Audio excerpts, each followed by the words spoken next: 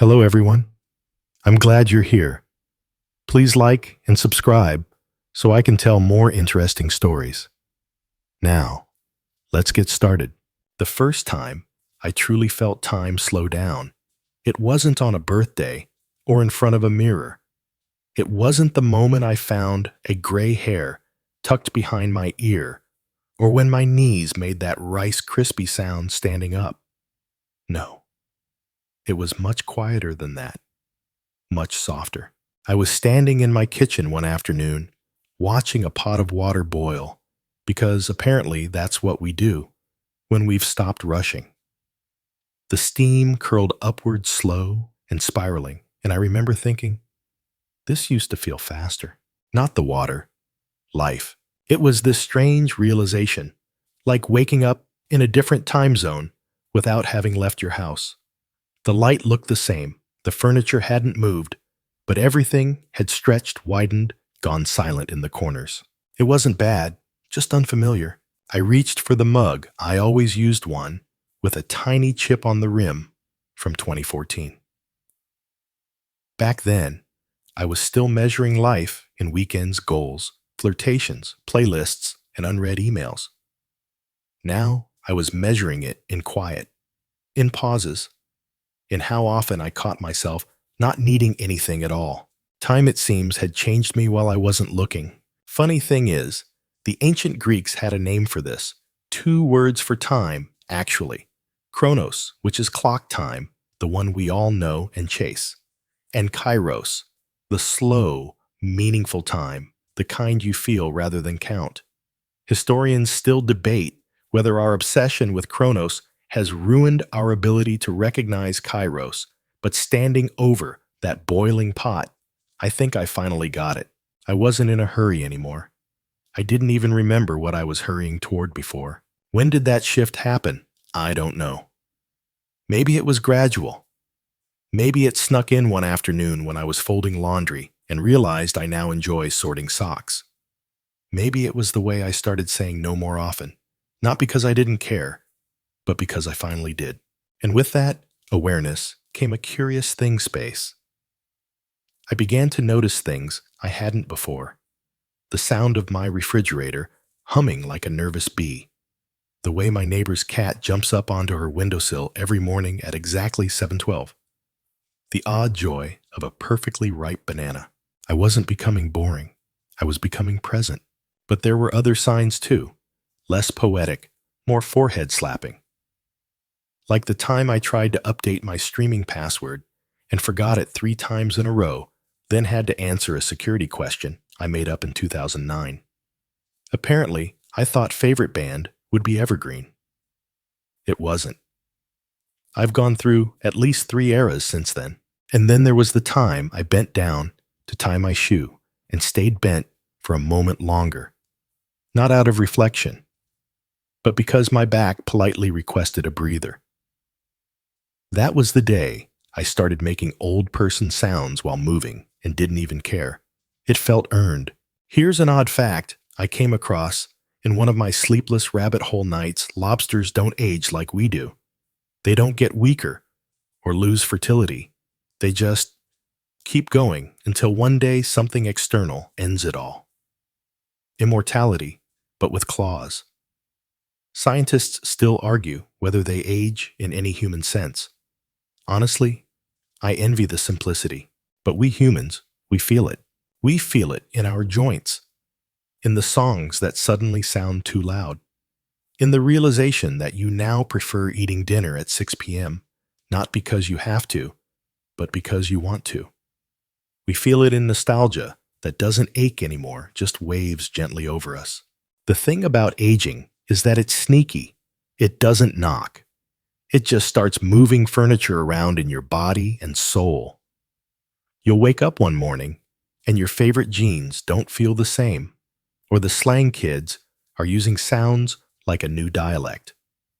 Or you hear a song from 10 years ago and realize it's now on the classic hits playlist. It doesn't hurt. Not exactly. But it does make you pause. It does make you notice. And sometimes in the best way, It slows you down enough to really see what's around you. I found that I started treasuring small things with a kind of quiet urgency. A warm towel, a good pen, a conversation with no interruptions. I didn't need to be everywhere anymore.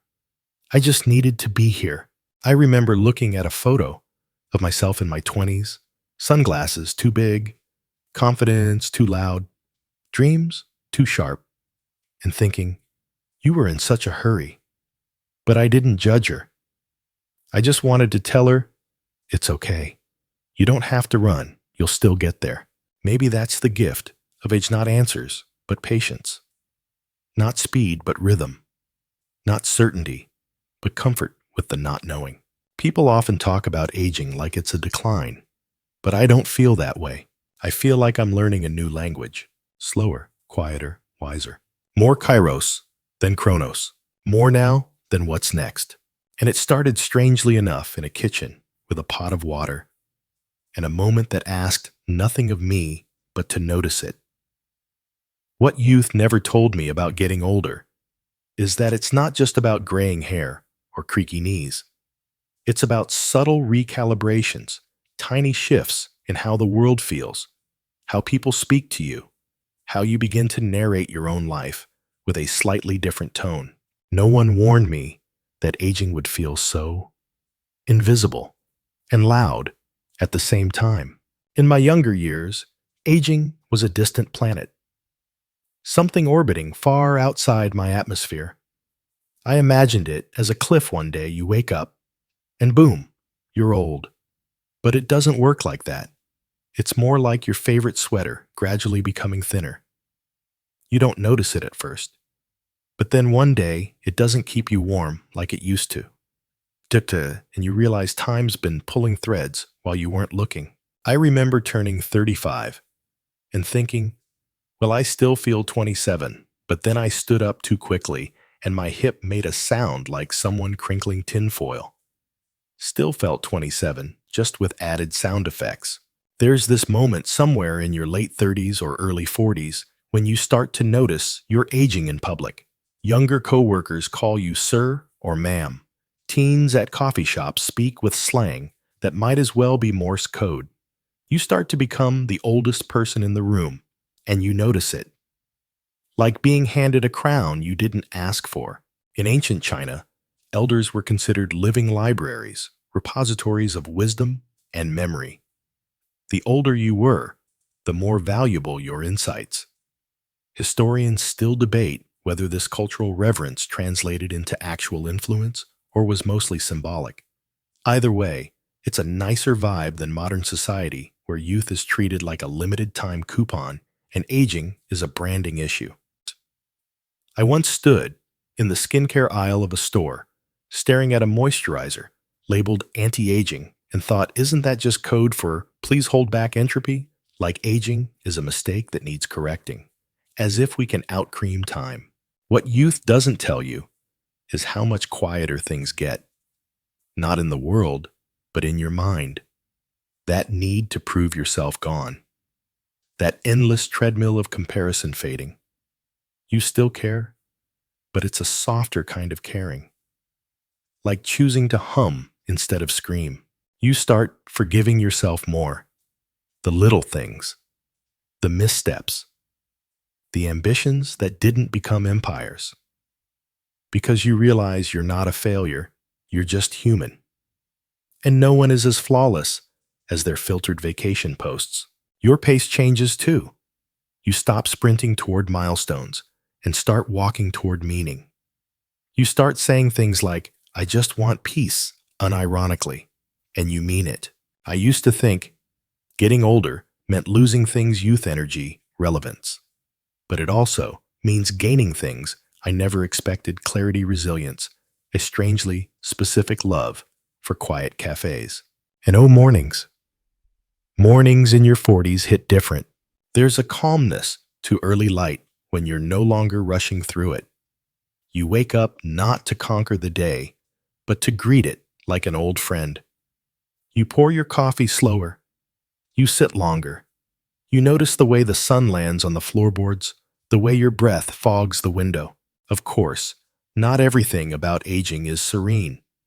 Some days, you wake up with a mysterious backache despite doing nothing the day before, except sleeping slightly diagonally. Some mornings, your face has folds from the pillow that take half the day to disappear. And don't get me started on trying to remember where you left your phone while using your phone as a flashlight to look for your phone. It's humbling, but that's part of the gift too. You become more okay with not knowing. You become more amused by your own quirks. You start collecting laughter like currency, and you learn the art of presence. I was on a walk the other day, and I passed a group of 20-somethings sitting on the grass. They were loud laughing, covered in sunlight and possibility. For a second, I felt that familiar ache, that echo of what it felt like to be 20-something, and unconvinced that time was even real. But then I smiled, because I remember what it was like, and because I also know what they don't yet, that the best parts of life aren't always packed into youth. Some of them arrive later, quietly, with less sparkle but more soul. Here's a weird off-topic fact. Jellyfish specifically, the species Turritopsis dohrnii are technically biologically immortal. When threatened or injured, they can revert their cells back to an earlier state and start over. Scientists call it transdifferentiation. I call it rude. But hey, even immortal jellyfish probably forget where they put their keys. Anyway, what youth doesn't tell you is that aging isn't just about decline, it's about shift. You trade some energy for endurance. You trade sharpness for depth. You trade urgency for awareness. And most days, it's a fair trade. I'm still me, just quieter, clearer, maybe a little more creaky. But I laugh more deeply. I cry more kindly. And I've stopped measuring my worth by how much I produce before noon. Aging is not an emergency. It's a slow unveiling, a patient unfolding. And if you let it, it can be beautiful. They don't warn you that your body will start sending you passive-aggressive notes in the form of new aches. I call them aging alerts. Not the blaring kind, more like polite nudges. Hey, maybe don't crouch for 15 minutes organizing shoes, or that third slice of pizza, bold choice, pal. It started with my laugh lines. I noticed them one morning in the rearview mirror. They weren't angry creases. They were soft like shallow brushstrokes at the edge of my face. They didn't bother me. In fact, I kind of liked them. Evidence that I had at least once or twice found things worth laughing at.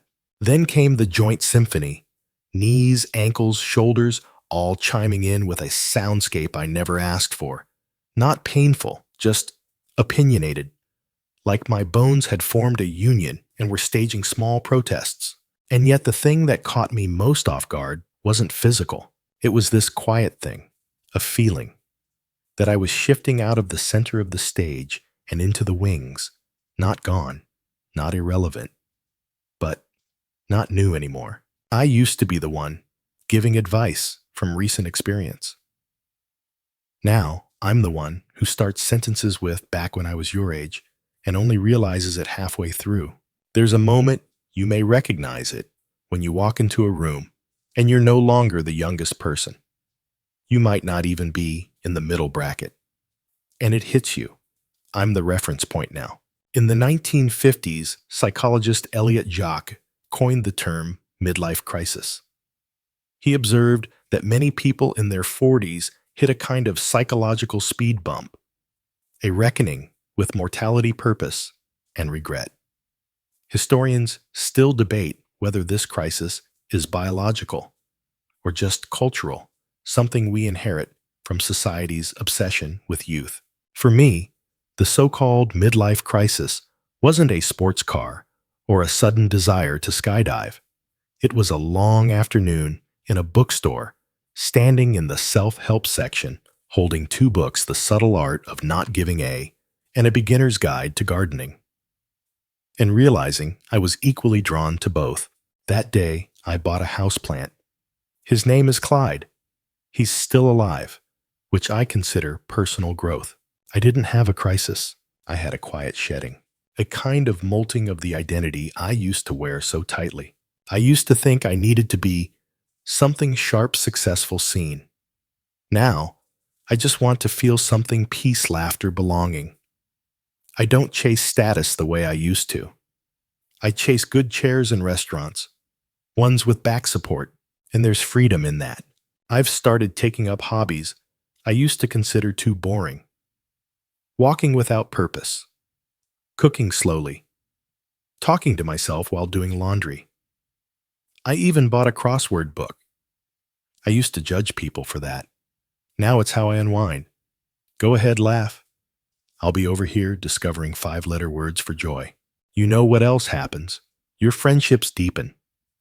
Not in volume, but in texture. You don't need 40 people in your orbit anymore.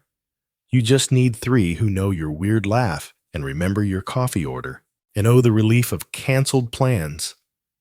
Youth craves spontaneity. Aging craves pajamas and no-shows. If you're my age and you text rain check, I will love you more.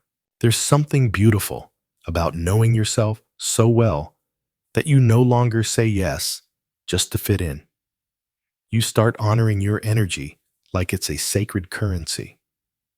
And suddenly, staying home with a good book and soft lighting becomes a 5-star night.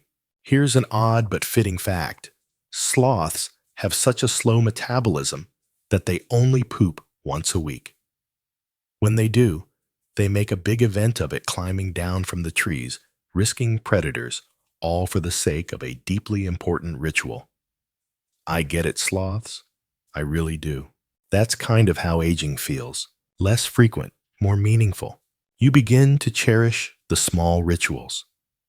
The mug that fits your hand just right. The music that reminds you of summers you once swore would never end. The way the light hits your kitchen table at 9:17 a.m. And the laughter, it changes too. It doesn't come as often, but when it does, it's deeper. You feel it in your ribs, in your lungs, like your whole body is in on the joke. I laughed so hard with a friend recently, I snorted tea through my nose. We were talking about our shared inability to sleep through the night anymore, and she said, "It's like our bladders set an alarm clock at 3 a.m.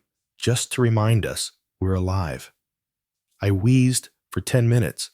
My abs hurt, which was great because they don't usually get exercise. I used to fear that aging would make life smaller, but it's made my life fuller, less flashy maybe, but richer in flavor, like stew, or good wine, or a story you've told 100 times that still makes you smile. I've stopped resenting my laugh lines. They're proof. Proof I've lived. Proof I've loved. Proof I've found enough reasons, even on the hardest days, to smile. And if that's aging, then maybe I'm okay with it. My parents didn't age all at once.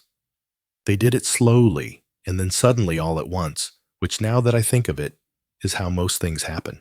It began with small things. My dad started carrying a handkerchief again, like it was 1962. And he might need to dab his forehead while fixing a lawnmower. My mom stopped wearing heels and switched to soft-soled shoes that made no sound when she walked like a comfort ninja. I didn't think much of it. They were still invincible. Then one day, I visited, and my dad was reading a pamphlet on joint replacement. Not researching, just casually flipping through like it was a home goods catalog. He looked up and said, "They're doing incredible things with knees these days." I laughed. I shouldn't have. Because knees apparently were going to be a recurring theme. The mirror they held up to me wasn't physical. It was emotional. Watching them age brought my own timeline into sharp focus. And not just the number of years lived, but the rate at which everything was changing. Like suddenly realizing you're not the kid anymore, you're the adult in the room. And someday, you'll be the one people look at and say, "Can you believe they used to carry you around?" I watched my mother start taking longer to get out of chairs. Not because she couldn't, because she was learning to pause. She wasn't in a rush anymore. Meals took longer. Conversations took detours. She repeated stories, but with more color, more feeling. I used to correct her. Now, I just listen. Aging, I learned through them, isn't just what happens to the body. It's what happens to the rhythm of life. Things slow. Patterns shift. Priorities reorder themselves without permission. One afternoon, I found my dad standing in the garage staring into a box of tangled extension cords, not doing anything, just thinking. I asked what he was doing. He said I was trying to remember what I came out here for, but I think it was peace and quiet. Then he laughed as if he'd told the best joke in the world. And honestly, he kind of had. Ancient Roman philosophers like Seneca believed that aging brought freedom. Freedom from ambition, from comparison, from the need to be anything other than what you are. Historians still debate whether this Stoic mindset was genuine acceptance or just an attempt to make peace with sagging skin and creaky bones. But I see what they meant. Watching my parents age broke something open in me. Not in a tragic way, in a reverent way. I started to understand the privilege of growing older and the immense tenderness that comes with witnessing it in others. One evening, I was helping my mom with the dishes, and I noticed her hands thinner now, with that translucent look that skin gets when it's carried decades of kindness and work. I remembered those same hands braiding my hair when I was 5, stirring spaghetti sauce while humming off-key, holding the sides of my face when I had a fever. And now they trembled just slightly when drying a plate. I didn't say anything. I just took the plate from her and smiled. She smiled back as if to say, I know you see it. Thank you for pretending not to. There's something heartbreakingly intimate about watching your parents age. You start to become their protector in little ways. You memorize their medications. You start noticing how they walk. You offer to drive, even when they say they're fine. And slowly the roles invert, not completely, not all at once, but enough for you to feel it. A while back, I found a photo of my dad from his 20s. Slicked hair, pressed shirt, a cocky smirk. He looked like someone who thought the world was his waiting room. And then I looked at the man in front of me, slower, quieter still, sharp, but softer around the edges. He still smiled, but it was gentler now, more like punctuation than declaration. I used to be afraid of seeing them grow old, afraid of losing who they were. But what I didn't understand then was that they're still here, just changing. Aging doesn't erase people. It just peels away layers, revealing parts of them you never knew were there. Here's a strange fact. Turtles, especially. Some species, like the Galapagos tortoise, can live well past 100 years, aging so slowly that for much of their lives, they show no decline at all. Scientists once joked that turtles don't age, they just get more turtle. I think about that a lot. About how maybe as we age, we just become more ourselves. Watching my parents age taught me about grace, about patience, about being present in ways that don't demand attention. It also taught me about fear. There are days I notice a new hesitation in my dad's voice, or when my mom asks the same question twice. I don't panic, but part of me catalogs it, stores it, just in case. Aging teaches you to hold joy and grief in the same hand, to laugh at something and cry 5 minutes later and not feel broken for doing both. And most of all, it teaches you to say, I love you more. Not in a performative way, but in a just because kind of way. Because the truth is, there's no memo when time speeds up. There's no warning when someday becomes last time. So now, when I see my mom sip her tea slowly, Or my dad retell the same old story about a camping trip in 1974. I don't rush them. I lean in because I know they're not just aging. They're showing me how.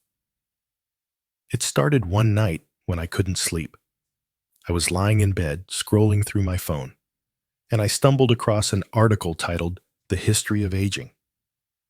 It sounded like the kind of thing only someone halfway through a pint of ice cream at 2 a.m. would click on, but I did. And it sent me down a rabbit hole I never expected. Turns out, aging has had a seriously weird PR team throughout history. In ancient Greece, old age was often seen as a curse from the gods, something shameful and humiliating. Poets wrote about it like it was a fog descending over once great men. But just across the sea in Sparta, elders were highly respected, even feared. They advised kings, led councils, and were seen as symbols of strength. Historians still debate whether this reverence was due to actual wisdom or simply survival in a brutal society. Either way, it's a toss-up: be feared in Sparta or pitied in Athens. Then, in the Middle Ages, if you made it to 50, congratulations, you were practically a unicorn. Life expectancy hovered around 35 due to plagues, wars, and questionable medical advice like rub a dead toad on it. If you lived long enough to have gray hair, you weren't old, you were legendary. It's strange, right? How the perception of aging has shifted, been reshaped, sanded down, and repackaged over time. In the 1800s, old age began to take on a spiritual quality: wisdom, patience, benevolence. Think long beards and rocking chairs. Aging was a time for reflection and storytelling. But enter the 20th century cue, the marketing jingles and wrinkle cream commercials, and aging suddenly became something to hide, like a poorly kept secret. Youth was worshipped, wrinkles were edited, age became taboo. And yet here I am, part of that same society, Googling how to stretch without sounding like a haunted accordion, and wondering why I ever thought aging was linear. It's not. It zigzags. It surprises you. You know what really opened my eyes? The day I visited a local assisted living center. My neighbor Elsie had moved in there after a fall. I brought her some cookies and figured I'd stay 15 minutes. I was there 2 hours. She talked about dancing in 1948, about a boy who never called her back, about how no one bakes pie crusts right anymore. She wasn't a relic, she was a library. And I realized how many stories disappear when we only see age as an ending, not a continuation. That day, I made a promise to myself I would never let aging turn me invisible.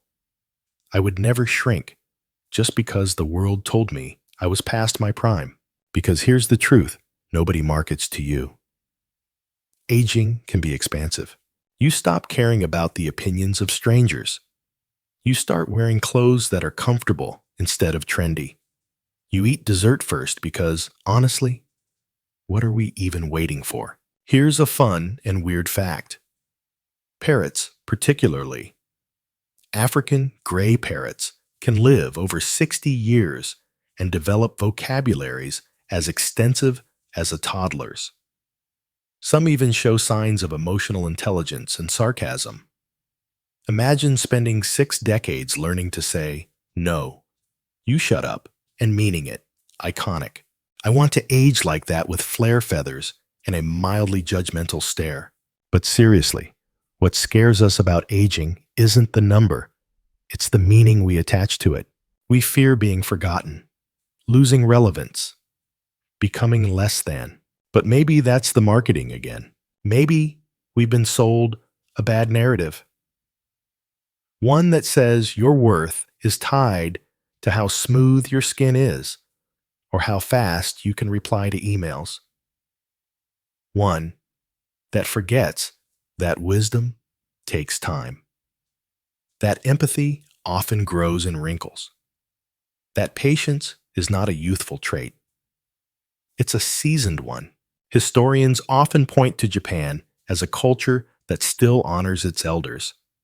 The celebration of Kero no Hai, or respect for the aged day, is a national holiday where the elderly are praised, not pitied. It's a day of music meals and handwritten notes of thanks. That idea floored me. A society that pauses to honor experience. Imagine that. We don't do enough of that where I'm from. We treat birthdays like countdowns to irrelevance, but not me, not anymore. Now, when I see another candle on my cake, I don't groan, I marvel. Another year of stories, another chapter written, another laugh added to the lines on my face. I still have days when I look in the mirror and think, wow, gravity is working overtime. But I also have days when I look in the mirror and think, you made it. You're still here. That's something. There's something deeply human about aging. It's the one thing every person who's ever lived has in common. And yet we treat it like a problem to solve instead of a journey to honor. I've started talking to people about it openly, asking my friends what they're noticing, what's shifting for them. You'd be surprised how eager people are to share once they realize they're not alone. Aging isn't about loss. It's about becoming more of who you are.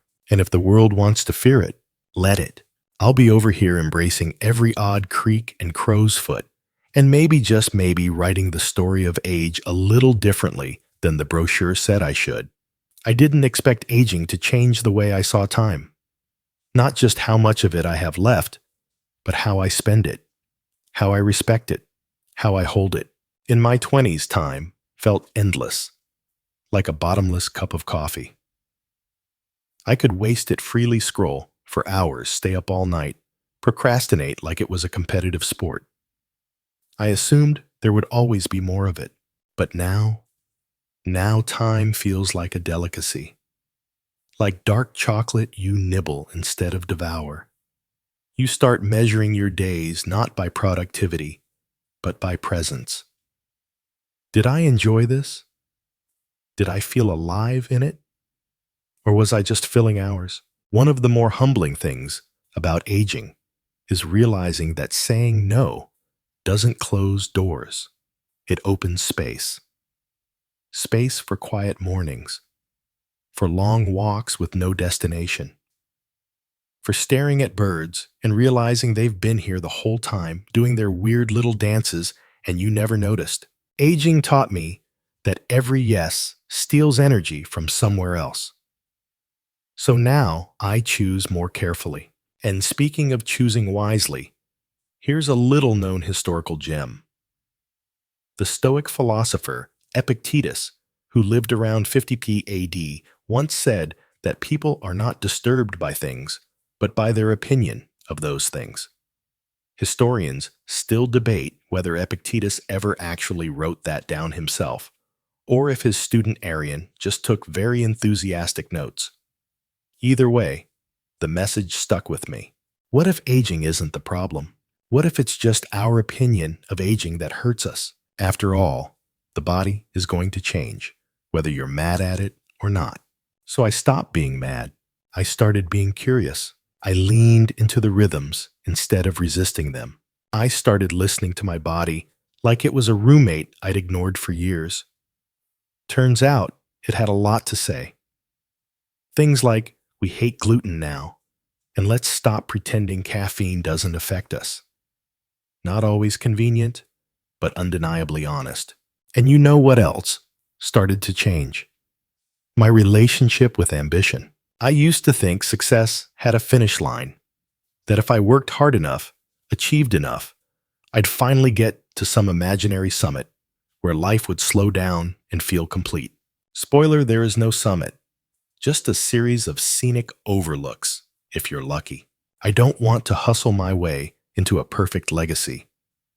I want to live it day by day, cup by cup of coffee, laugh by laugh. And oh, how the laughs shift with age. They get quieter. Not weaker, just more intentional. Like your soul is chuckling with you. You start finding humor in the mundane, in the absurdity of being a person with a to-do list that includes buy almond milk and figure out the meaning of life. Also, quick side fact, wombats poop in cubes, perfect little geometric shapes. Scientists believe it's so the poop doesn't roll away, marking their territory with square confidence.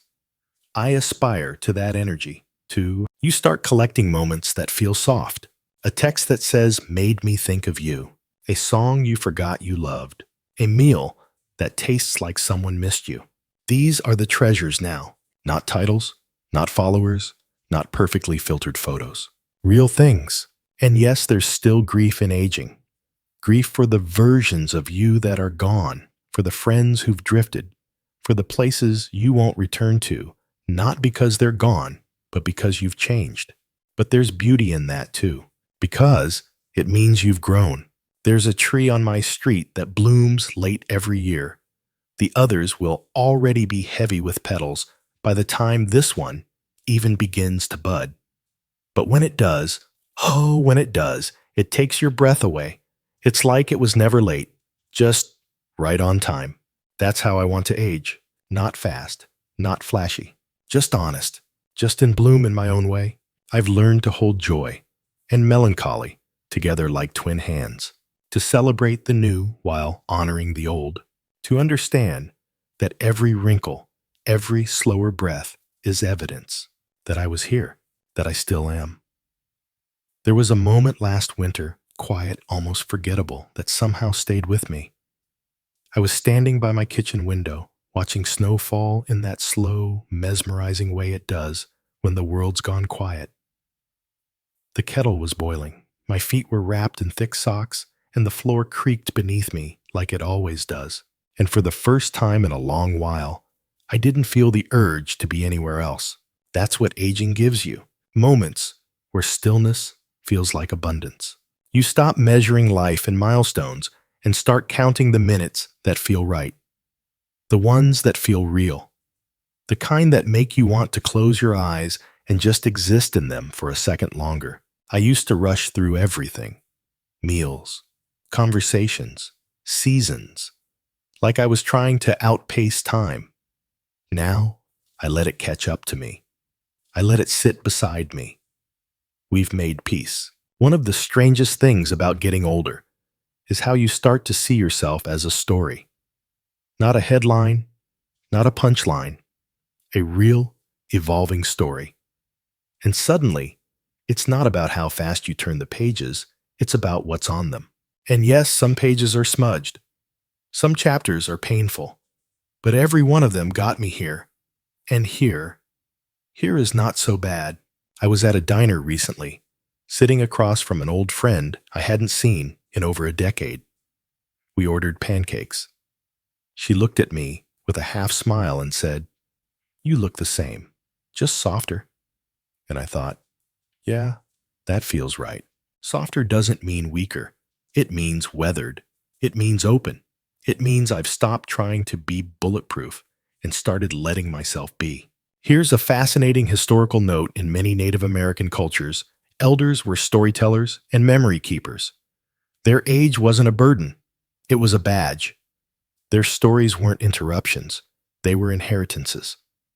Historians still debate whether the younger generations in these communities retained the same reverence over time as Western influences grew. But in the beginning, elders were the heartbeat. That idea has stuck with me because it flips the narrative we've been sold. In our world, we prize speed, innovation, newness. We forget that the slowest rivers run the deepest, that old songs carry the truest notes. The other day, I bumped into a college student who recognized me from a workshop I gave years ago. He said, "You probably don't remember me, but what you said changed how I look at failure." I didn't remember the specifics, but I remembered him. And it hit me that age doesn't erase your impact. Sometimes it amplifies it. I no longer want to be the loudest in the room. I want to be the one people lean toward When the noise fades, you start to crave meaning more than momentum. You choose peace over applause, and you begin to see that the most powerful thing you can offer the world isn't your ambition, it's your presence. Here's a bizarre fact to end on. Octopuses have 3 hearts, and when they swim, one of them actually stops beating. It's a reminder that even creatures of complexity need to pause. That movement isn't always the answer. Sometimes stillness is survival. So now, when I sit on the porch in the fading light, I don't think about what's next. I think about what's now. The air, the sky, the way the leaves rustle like a song only old souls recognize. Aging isn't about endings. It's about deepening. And maybe, just maybe, the best version of me has always been waiting on the other side of 30, 40, 50, waiting for me to slow down enough to meet them. The light is softer now, like the last flicker before the lamp is turned off for the night. The world feels quieter, but not empty, just more intentional. Slower breaths, longer pauses, and fewer sharp edges. That's what aging has become for me. Not a cliff I fell off of, but a wide and winding trail with unexpected turns and peaceful overlooks. I've learned that the process of growing older isn't something to be fixed, hidden, or outrun. It's something to be lived through with curiosity, humor, and a little grace. I don't miss the urgency I used to carry. I don't crave the noise or the sprint. Instead, I've found joy in the stillness, in the richness of ordinary days, and in the unexpected depth that comes from years quietly accumulating behind me like shadows at dusk. If you're listening to this and you're feeling the weight of time, let it settle. Let it rest. Not as a burden, but as a companion that's been walking beside you longer than you noticed. You're not losing yourself. You're just unfolding, revealing the parts of you that have always been there, waiting to be seen. And when the mirror shows a new line, or the stairs feel a little longer, smile. Not because it's easy, but because it's real. Because you're still here, and that in itself is extraordinary. So, as we draw the curtain on this little journey, I hope you feel a bit softer, a bit lighter, and maybe a bit more ready to welcome the beauty of your next chapter, whatever shape it takes. Take care of your days, friend. Let them stretch, let them shimmer, and let them be fully yours.